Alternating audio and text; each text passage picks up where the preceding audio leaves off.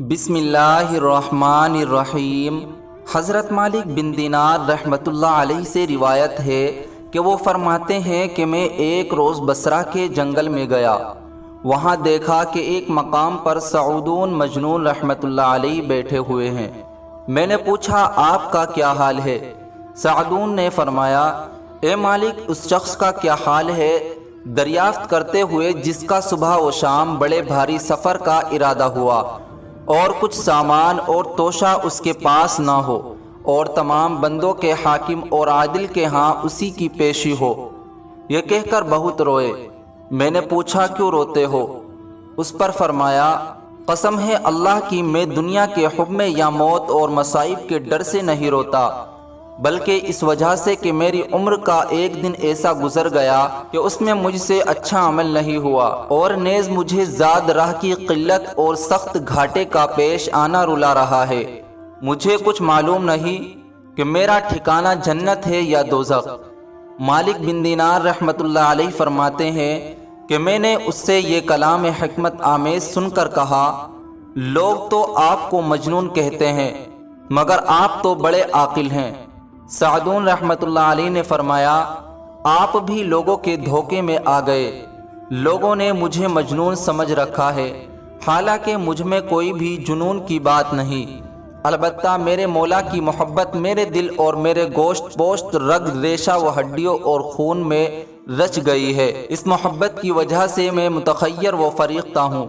میں نے عرض کیا اے سعودون، آپ لوگوں کے پاس کیوں نہیں بیٹھتے اور ان سے کیوں نہیں ملتے جلتے؟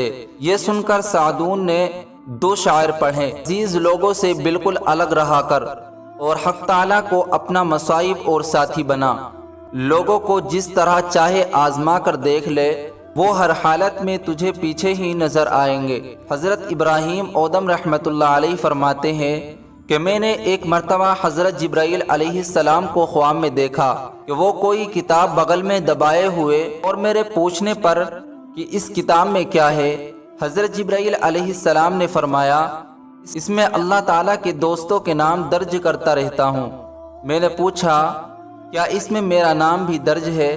حضرت جبرائیل علیہ السلام نے فرمایا تمہارا شمار خدا کے دوستوں میں نہیں ہوتا۔ میں نے عرض کیا میں اس کے دوستوں کا دوست ضرور ہوں۔ میرے اس جواب پر کچھ دیر تک حضرت جبرائیل علیہ السلام ساکت رہے، پھر فرمایا مجھے اللہ کی جانب سے یہ حکم ملا ہے کہ اس کتاب میں سب سے پہلے تمہارا نام درج کروں، اس کے بعد دوسروں کا، کیونکہ اس راستے میں مایوسی کے بعد ہی امید ہوتی ہے۔ حضرت بشر حانی رحمۃ اللہ علیہ کی توبہ کا واقعہ یوں ہے کہ ایک دفعہ حالت دیوانگی میں کہیں چلے جا رہے تھے کہ راستے میں ایک کاغذ پڑا ہوا ملا، اس کاغذ پر بسم اللہ الرحمن الرحیم لکھا ہوا تھا۔ آپ نے اس کاغذ کو عطر سے معطر کر کے کسی بلند و مقام پر رکھ دیا۔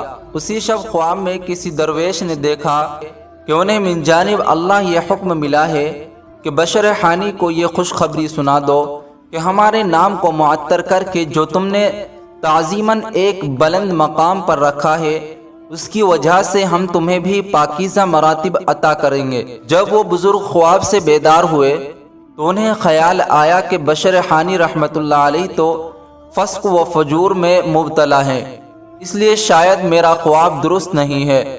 لیکن جب دوسری اور تیسری مرتبہ بھی آپ کو یہی خواب آیا تو آپ بشر حانی رحمۃ اللہ علیہ کے گھر پہنچے۔ وہاں سے معلوم ہوا کہ آپ شراب خانے میں ہیں، اور جب وہ درویش شراب خانے میں پہنچے تو معلوم ہوا کہ بشر حانی رحمۃ اللہ علیہ نشے میں چور اور بدمست پڑے ہوئے ہیں۔